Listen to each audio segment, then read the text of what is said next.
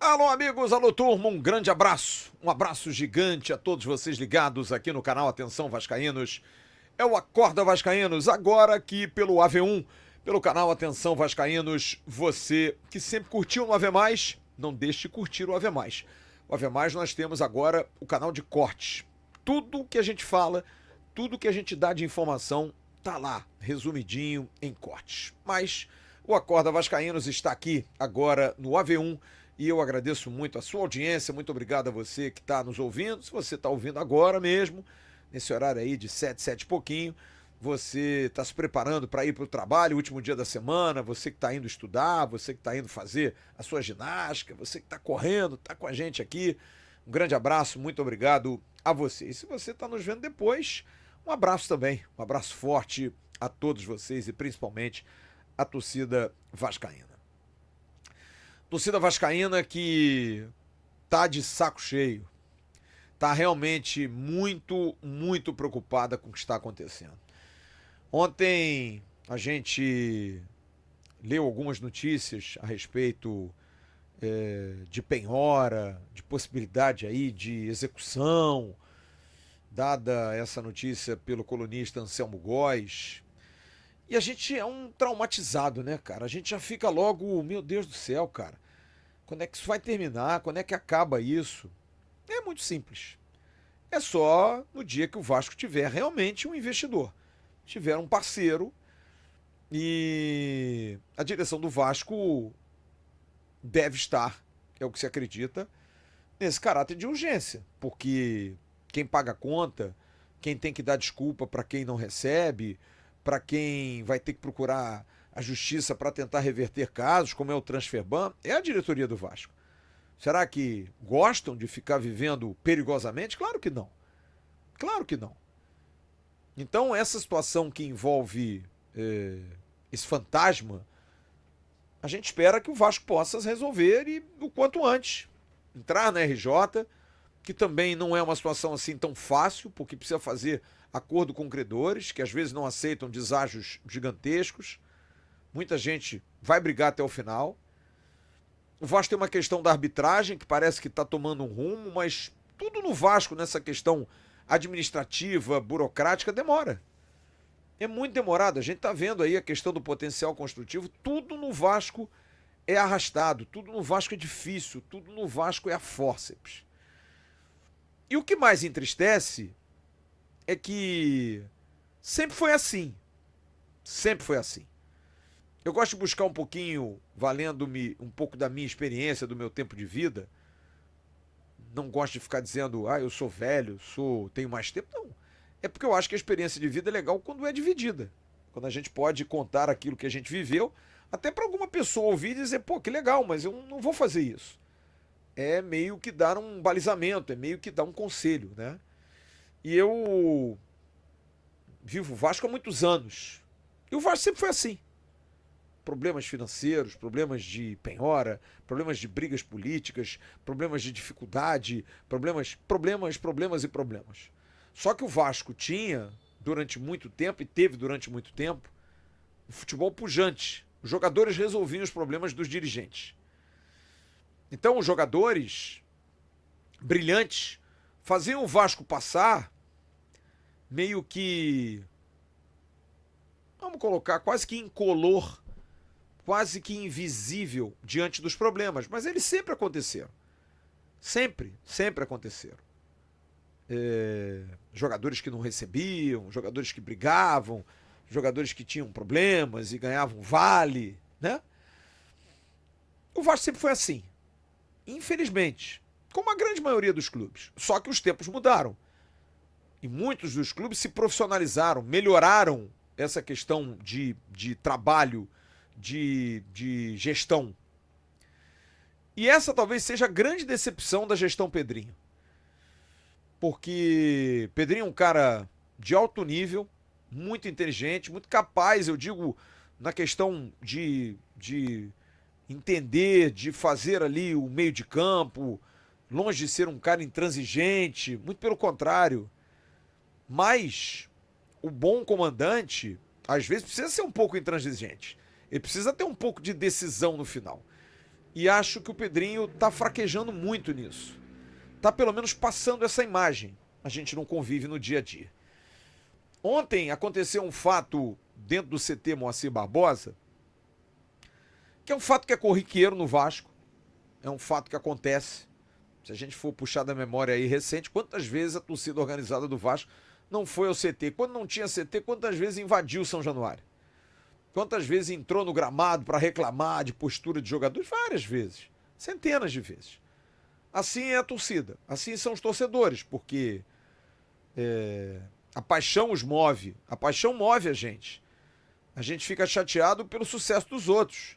Sim, bate aí um sentimento de inveja. A gente quer ver o bem nosso. A gente quer ver as nossas coisas acontecendo bem, né? E a gente fica ferido quando vê que a coisa não acontece bem. Acontece para os outros e para a gente não acontece. Então tudo isso a gente esperava que pudesse mudar com a gestão do presidente Pedrinho, que tomou uma medida corajosa, essa briga com a 777.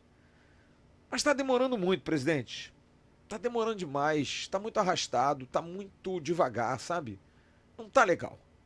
Não está legal, não está bom. Realmente não está bom. Ontem, mais uma vez, na apresentação do Thiago Mendes, me chamou muito a atenção, primeiro, o discurso do diretor executivo Admar Lopes, sendo ele vindo a público falar com o torcedor quando tinha que ser o senhor presidente. É impossível que o senhor não esteja vendo o clamor do torcedor, porque o senhor é o presidente do clube. O Admar veio e pediu desculpas pelos resultados, mas o Admar está aí desde ontem. Ele não pode ser o escudo dessa situação, Pedrinho. Qual é a sua dúvida? Qual é o seu receio? Qual é a sua ideia? É de não falar porque não tem nada para falar? Mas tem. Pedir desculpas, dizer o que está sendo feito, falar da situação é fundamental. A abertura do CT para a Força Jovem suscitou muitas dúvidas, porque muitos torcedores andam desconfiados de que a maior torcida organizada do Vasco, e eu não vou opinar sobre isso, porque não tenho como provar, não tenho como comprovar, tenho aí até uma relação com o Fabinho, a gente conversa bastante. Fui muito crítico à Força Jovem naquela volta, naquelas brigas, naquelas confusões todas, aquele jogo do Criciúma, foi um absurdo. Conversava muito com o doutor Marcel, que foi o advogado que liberou a Força Jovem aos estádios, um defensor quanto mais sobre isso, e ele sempre teve espaço aqui porque a gente entendia ser importante a presença das torcidas organizadas, como sempre foram. Eu não sou daquele time de que torcida organizada não precisa estar no estádio porque só tem bandido. Não sou desse time.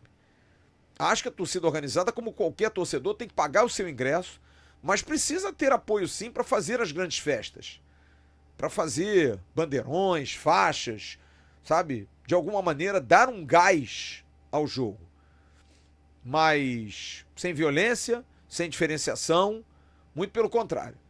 Mas fica aquela dúvida, mas poxa, os dirigentes ajudam ou não ajudam as organizadas? Dão ingresso ou não dão ingresso? Na hora da crítica, eles vão ou não vão? Sempre aconteceu isso. Não é uma coisa de agora.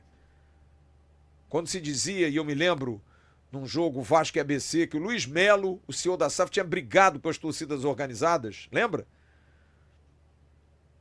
O torcedor não podia entrar em São Januário, uma medida arbitrária, tirou as salas dos caras. O que aconteceu? O público foi pequeno, o Vasco foi eliminado pelo ABC. Não teve o apoio de uma torcida porque teve o seu torcedor, mas não é um torcedor que vá ao jogo com aquele espírito de pular, de torcer, e as torcidas organizadas têm isso. Junto uma galera disposta, tudo jovem, tudo afim, e que ajuda muito nesse pulsar. Por isso eu sou muito favorável.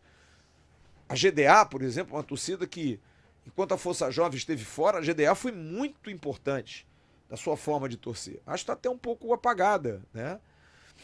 A Guerreiros do Almirante, a própria Ira, mas a Guerreiros do Almirante me chamava muito a atenção, chamava a atenção. E a gente viu a mudança da operação em São Januário com a volta da Força Jovem, que é uma torcida grande, de hábitos um pouco mais antigos, muita gente critica, Mas trazendo de volta para o futebol, o que aconteceu ontem com a Força Jovem lá comprova mais ou menos de que nada mudou. E o Fabinho, presidente da Força Jovem, falou isso com propriedade lá, disse, cara, todo ano a gente tá aqui. E realmente é estranho, todo ano a torcida organizada tem que estar no CT para reclamar dos caras. Ou no CT, ou em São Januário. Isso é muito chato e é muito ruim. Isso denota a desorganização, a má gestão, a incapacidade. Mas o que mais me entristece, e eu gostaria muito de entender por quê, é o silêncio do presidente do Vasco. Que é um torcedor do Vasco, é um ex-jogador do Vasco, que deve estar angustiado, mas que precisa falar. Precisa, é do cargo, é da liturgia do cargo. Precisa dar um problema. Precisa dar uma solução para o problema. Ele precisa aparecer, falar alguma coisa. Todos os chefes de Estado, todos os comandantes falam. E estava ele ontem lá calado, ouvindo, pelo menos nas imagens, não apareceu ele falando, apareceu o Fernando Diniz, os jogadores meio que se desentendendo ali, uma briga, uma cobrança mais forte ao João Vitor, enfim, todas essas coisas foram mostradas. Mas o presidente não falou. A gente deu várias notícias ontem de movimentação de mercado, o Vasco está se movimentando, mas me chamou a atenção, e eu estava falando do Admar Lopes, de duas coisas. A primeira foi ele ter falado, sem achar que ele é o cara para falar. Mas tudo bem, falou. Antes não falar e antes falar alguém do que não falar ninguém. Mas mais uma vez o discurso de falta de dinheiro, de cabeça baixa, de apequenamento. Eu acho isso péssimo para a imagem do Vasco. Tudo bem, a gente precisa ter uma autoridade e a gente precisa mostrar ao torcedor que a gente não vai mentir. Eu concordo com tudo isso, mas no mercado isso é muito ruim. Não é dizer que você vai fazer e não pagar, como o Vasco tem feito nesses últimos anos. E acho isso até uma maneira bastante honrosa da atual gestão ter esse pensamento.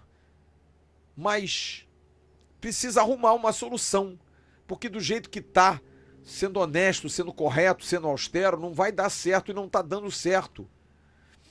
Você vai estar com o clube equilibrado, você vai estar com dinheiro em caixa, mas o time na Série B, eliminado. Porque o futebol exige mudanças, o futebol exige investimentos. E acho sinceramente que o departamento de futebol do Vasco da Gama, há um ano, ter apenas a demissão do Marcelo Santana é um erro crasso do presidente do Vasco, que precisava tomar uma medida séria. Os scouts do Vasco não são bons, não trabalham bem, não indicam bons jogadores. Eu vi ontem meu companheiro André Garoni falar isso e eu concordo muito com ele. Os demais times, e citou o Botafogo, gastam pouco e vendem bem, porque tem um departamento de scout bastante audaz. O Vasco gasta muito e perde os caras de graça. Isso é uma má gestão absurda, é uma falta de competência enorme. Tá aí buscando o clube pro Jean Davi, que lá dentro do Vasco eu ouvi centenas de vezes, tá treinando bem, não é bom jogador, tem bons números. Não tem, gente. Para de se enganar. É tão bonito você admitir o erro. O Maxi Domingues tá lá, tá jogando bem lá no Canadá, que fique. É um dinheiro bom pro Vasco para recuperar. E como foi Capasso, como foi Orediano, como vai ser Puma, como vai ser Jair. Que tragédia é a SAF do Vasco. Que tragédia a gestão do Vasco desde 2022 para cá. A gente viu o Cruzeiro ganhando o Fluminense, a SAF arrebentando, melhorando lá com o Pedrinho BH, era com o Alexandre Matos, saiu. Enfim, mas o Cruzeiro pujante. A gente vê os nossos rivais, o Botafogo já dando a carinha a tapa de novo. Flamengo e Fluminense ricos, o Fluminense perdeu o John Arias, mas vai investir, vai trazer bons jogadores com certeza. Soube vender. Então, a gente vê os outros nadando de braçada e o Vasco chorando em coletiva de que não temos dinheiro. Vai ser dentro da nossa realidade, a gente está esperando ver o que vão responder. O nosso tempo não é o tempo dos outros. É muito duro, cara. É muito duro. E essa resposta de que o nosso tempo não é igual ao tempo dos outros me preocupa demais. Porque o nosso tempo vale ouro. Aliás, o nosso tempo vale ponto. E a gente não pode perder mais ponto, porque com esse time, com essa montagem pífia e ridícula feita pelo departamento de futebol do Vasco, em que o presidente Pedrinho apenas trocou o executivo, tirou o sofá da sala, quando toda a sala está carcomida, pode ser muito sério para o futuro do clube. E o caráter de urgência? Onde é que vocês estão? Onde é que vocês pensam isso? E a gerência de crise, gente? Tomara que não dê errado, tomara que dê certo e a gente esteja aqui em breve dizendo que Pedrinho e sua gestão tinham um plano, mas hoje é aterrorizante. A gente ouvir de novo do diretor executivo, foi primeiro do CEO do Carlos Amodeu, de que a gente não tem grana, a gente não tem condição de fazer nada que seja muito ousado, diante da ousadia, como por exemplo de um Vitória que trouxe o Romarinho, jogador fundamental na história do Corinthians, que apesar de ter 33 anos, é melhor que todos os atacantes do Vasco. Os clubes se reforçam, os clubes correm atrás, todo mundo se movimenta, todos os clubes contratam, e o Vasco apresentou apenas o Thiago Mendes. É muito pouco. Tem toda a razão o torcedor. Saco cheio disso. Daqui a pouco tem um Bom Dia Gigante com Emerson Rocha, aqui no canal Atenção Vascaínos. Eu vou estar logo mais às 18 horas no Sextou. Passa lá, vai lá dar um abraço na gente, vai ser um prazer enorme. Grande abraço, tchau.